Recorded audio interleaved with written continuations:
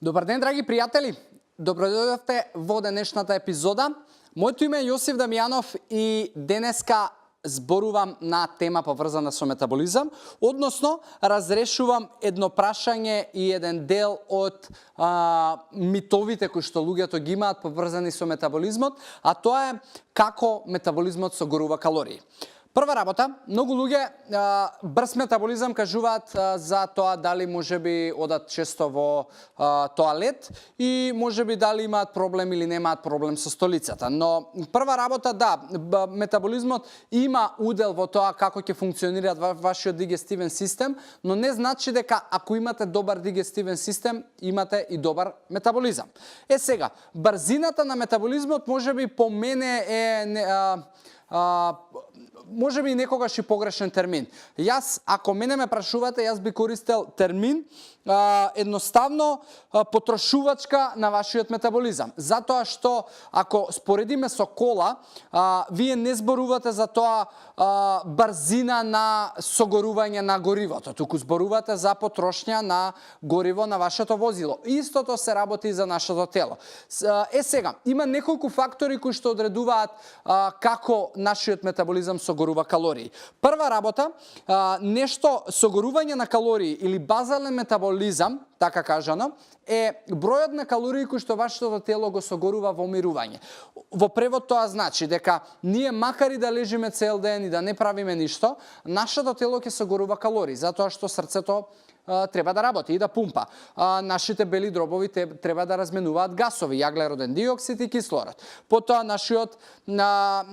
нашите мускули треба да контрахираат, органите во нашето тело треба да функционираат. И тоа се многу хемиски реакции во телото кои што го сочинуваат метаболизмот и во зависност од тоа колку подобро функционираат тие хемиски реакции и колку побрзо функционираат тие хемиски реакции, по тоа се одредува и потрошувачката на калории, односно гориво на нашиот метаболизам и колку едноставно во денот ние трошиме калории, односно во некаде 24 часа.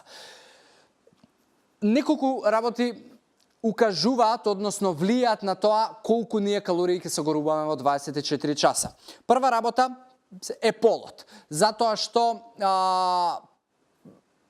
женските, за разлика од машките, имаат помали тела. Ние мажите сме покорпулентни, имаме поголем процент на мускулна маса и самото тоа значи дека ние сме составени мажите од многу поголем број на клетки. И за да функционира метаболизмот во сите тие клетки, тоа ќе значи дека ние трошиме повеќе гориво, односно калории во 24 часа, за разлика од жените. Друга работа која што исто така е фактор во тоа колку ки има потрошња нашиот метаболизам е составот на нашата килажа, односно колку имаме масти, а колку имаме мускули. Затоа што мускулното ткиво и мускулните клетки трошат многу повеќе. И за разлика од мастите клетки кои што имаат многу побавен метаболизам, односно да се изразам поправилно, имаат помала потрошња на гориво, мускулите имаат повеќе. И доколку вашиот состав на килажа е во поголем дел и во поголем процент од мускулни клетки, тоа ќе значи дека вашиот метаболизам ќе согорува повеќе калории во денот. И уште еден фактор кој што исто така влијае се годините, затоа што веќе после 30-та година на секоја декада од минување потрошњата на нашиот метаболизам се намалува, затоа што едноставно не се регенерира мускулното ткиво како што се регенерира на млад човек.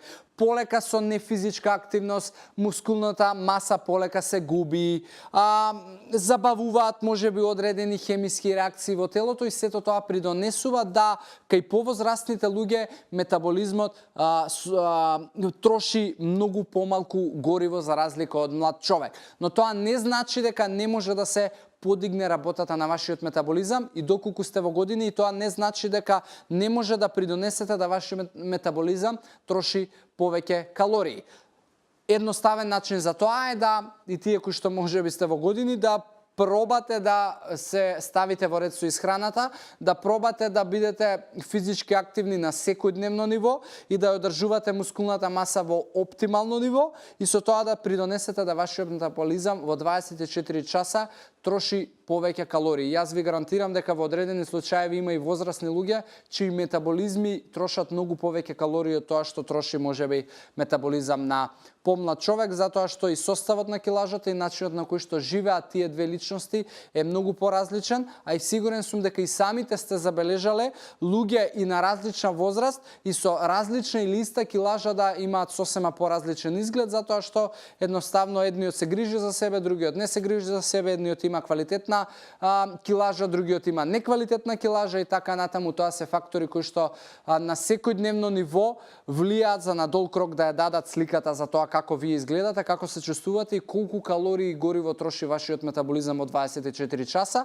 и сето тоа е променливо без разлика во каква моментална ситуација сте. И тоа е поттик за секого од вас кој што можеби не си се допаѓа во моменталната ситуација да направи некаква промена и промената е возможна и промената е исклучиво прашање на ваша лична одлука и свест за тоа дали можеби сакате да превземете нешто со вашето тело, здравје, изглед и иднина. Така да, дечки, за оваа тема денеска завршувам. Мислам дека ви дадов добри насоки и мислам дека добивте некаква вредност. Фала ви за целото внимание. Ви се заблагодарувам тука. Ве оставам во здрави животни навики и се гледаме во следна епизода. Пријатно!